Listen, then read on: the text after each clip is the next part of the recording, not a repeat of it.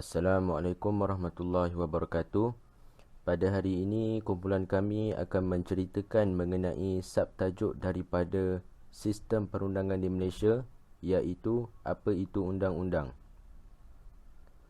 Perbahasan ini akan dimulai oleh saya sendiri, Muhammad Iqmal Shazmi bin Kamaruzaman, dan akan diteruskan oleh Nur Hakimi bin Nur Hisam.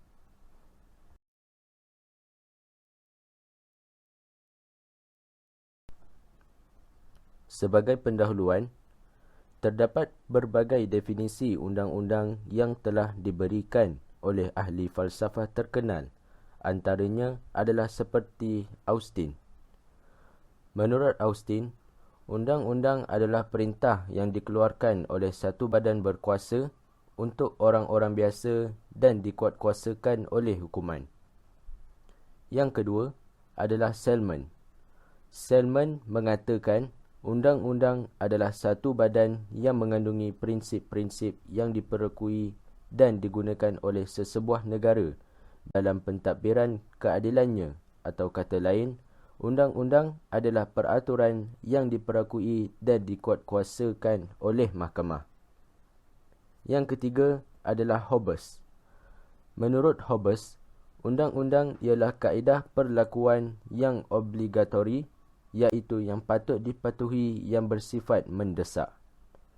Yang terakhir, Kamus Black. Menurut Kamus Black, undang-undang ialah yang diperturunkan, diperintah atau dinyatakan satu peraturan yang mana fenomena atau perbuatannya saling berganding antara satu sama lain yang perlu dipatuhi oleh rakyat tertakluk kepada hukuman atau kesan-kesannya.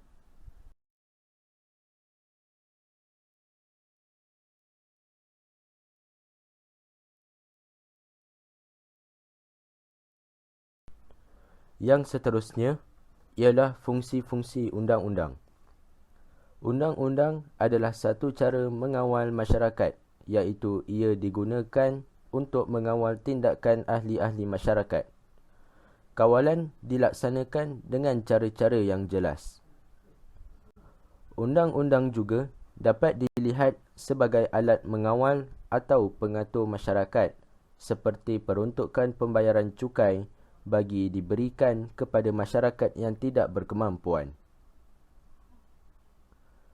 Undang-undang juga menyediakan struktur peraturan yang membolehkan orang menjalankan perniagaan dalam sesebuah institusi atau perniagaan persendirian.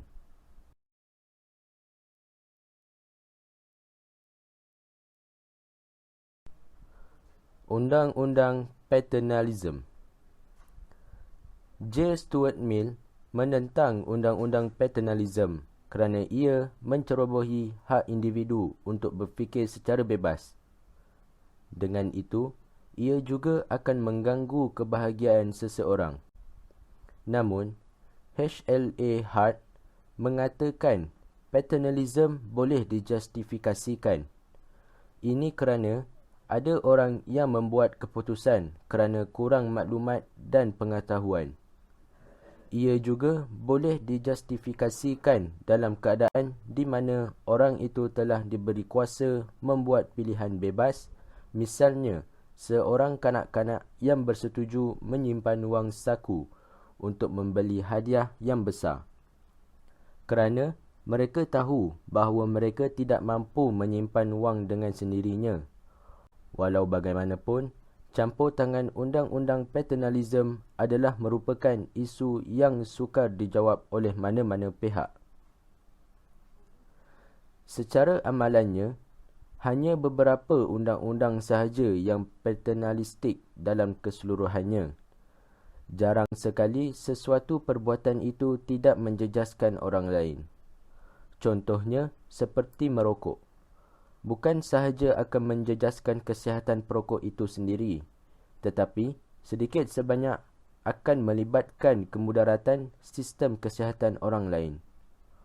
Untuk melarang atau menghadkan sesuatu perbuatan itu kerana hendak melindungi hak orang lain bukanlah undang-undang paternalistik.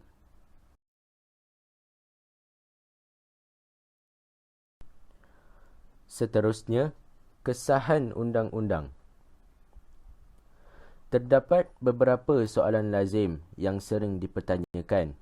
Contohnya, apakah yang menjadikan sesuatu itu undang-undang dan apa yang membezakannya dengan metod-metod kawalan sosial yang lain? Jika kita ingat, kod moral juga ada menghadkan perbuatan manusia sama seperti undang-undang, tetapi kita boleh mengenal perbezaan antara keduanya. Kita juga boleh mengenal ciri-ciri penting yang terkandung dalam undang-undang dan kita tahu untuk menjadi sesebuah undang-undang harus melalui beberapa proses tertentu. Namun, tidak semua undang-undang di dunia adalah sama. Terdapat juga negara-negara yang undang-undangnya datang dari seseorang manusia sahaja, iaitu seorang diktator.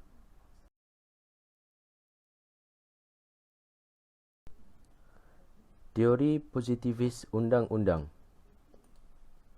Positivis berpandangan bahawa undang-undang adalah yang dinyatakan oleh satu badan berkuasa. Walaupun tiada sebarang pengisian moral, ia tetap dipanggil sebagai undang-undang kerana positivis menganggap ia tidak relevan.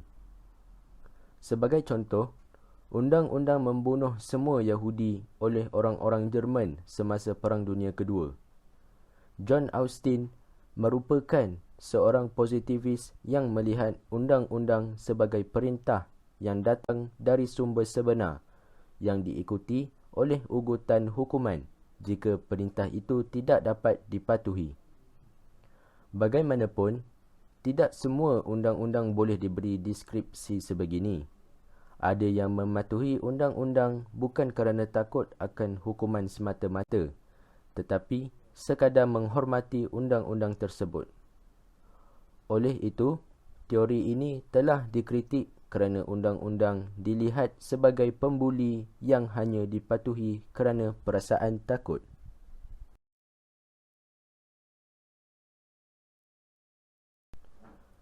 Perkara penting berkenaan teori ini adalah undang-undang dibuat mengikut peraturan menentukannya sebagai undang-undang.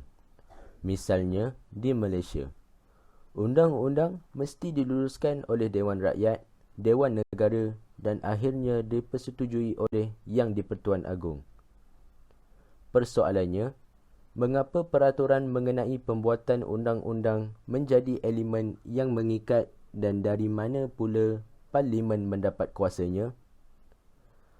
Austin mengatakan pihak berkuasa atau Parlimen mendapat kuasa kerana ia telah biasa dipatuhi. Ini bermakna pihak berkuasa mendapat autoriti kerana undang-undangnya diiktiraf sebagai mempunyai kuasa undang-undang. Hans Kelsen, seorang lagi ahli falsafah, berpendapat bahawa undang-undang menjadi undang-undang kerana kebergantungannya kepada peraturan atau norm yang lebih tinggi. Peraturannya ialah apa-apa yang diluluskan oleh Parlimen adalah undang-undang menjustifikasi wujudnya norm atau peraturan asas yang beliau panggil sebagai Grundnorm. Kelsen membayangkan kewujudan Grundnorm ini kerana semua norma-norma yang lain terbina berlandaskan Grundnorm asas itu tadi, yang akhirnya menjadi justifikasi undang-undang. Ini dengan sendirinya menghadkan teori positivis tersebut.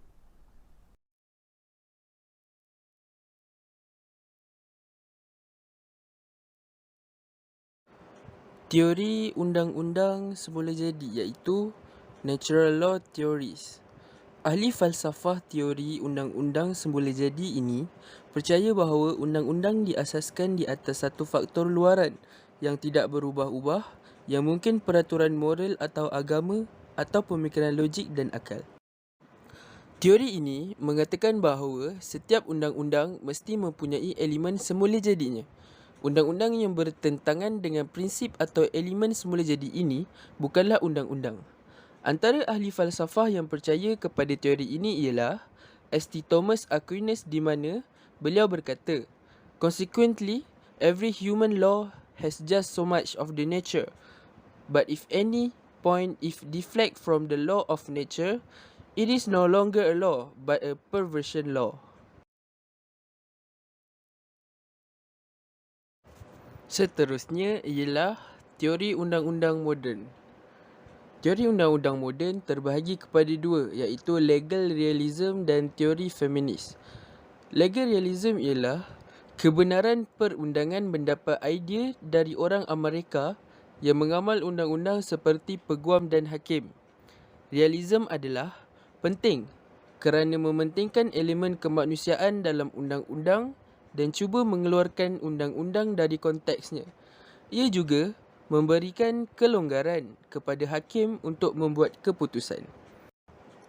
Manakala, teori feminis pula ialah kesemua teori yang telah kita lihat adalah teori yang diasaskan dan dikembangkan oleh kaum lelaki. Oleh yang demikian, undang-undang juga tidak lari dari pengaruh kaum lelaki dan ini memberi kesan kepada undang-undang sedia ada.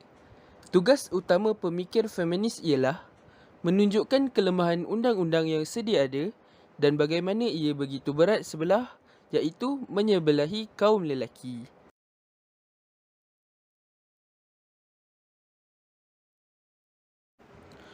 Tajuk kita yang seterusnya ialah klasifikasi undang-undang. Undang-undang syariah dan sekular. Undang-undang syariah adalah undang-undang yang diturunkan oleh Allah Subhanahu Wa Taala yang tidak berubah mengikut masa dan keadaan. Ia bersifat lengkap dan menjadi panduan kepada manusia. Manakala maksud undang-undang sekular pula ialah undang-undang sekular adalah undang-undang ciptaan manusia yang boleh dibuat, diubah dan dibatalkan pada bila-bila masa mengikut masyarakat. Selain itu, terdapat juga undang-undang awam. Undang-undang awam bermaksud undang-undang yang mengawal hubungan antara individu dan negara. Ia boleh dibahagikan kepada undang-undang jenayah, perlembagaan, industri dan pentadbiran. Undang-undang jenayah ialah ia menghukum pesalah dan mengurangkan jenayah. Manakala undang-undang perlembagaan pula ialah ia menggariskan hak individu di dalam sebuah negara. Dan seterusnya ialah undang-undang pentadbiran. Undang-undang pentadbiran ia mentadbir dan pelaksanaan kuasa dalam negara.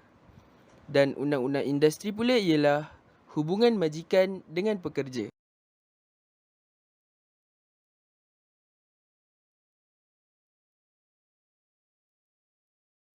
Yang seterusnya ialah perbezaan antara undang-undang antarabangsa dan undang-undang persendirian.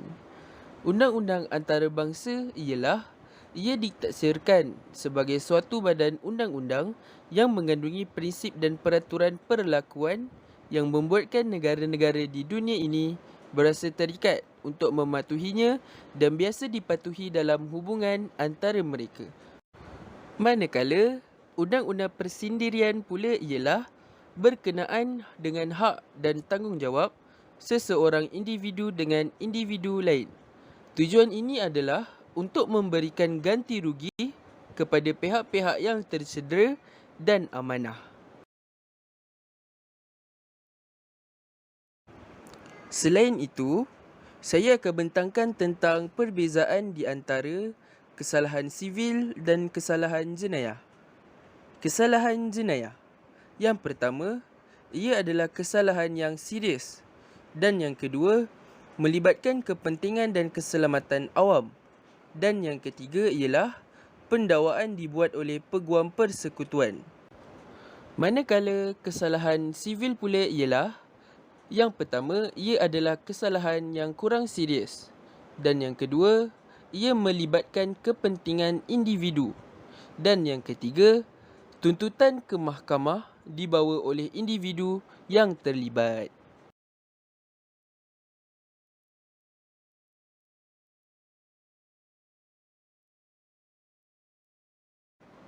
Dan akhir sekali, kesimpulan.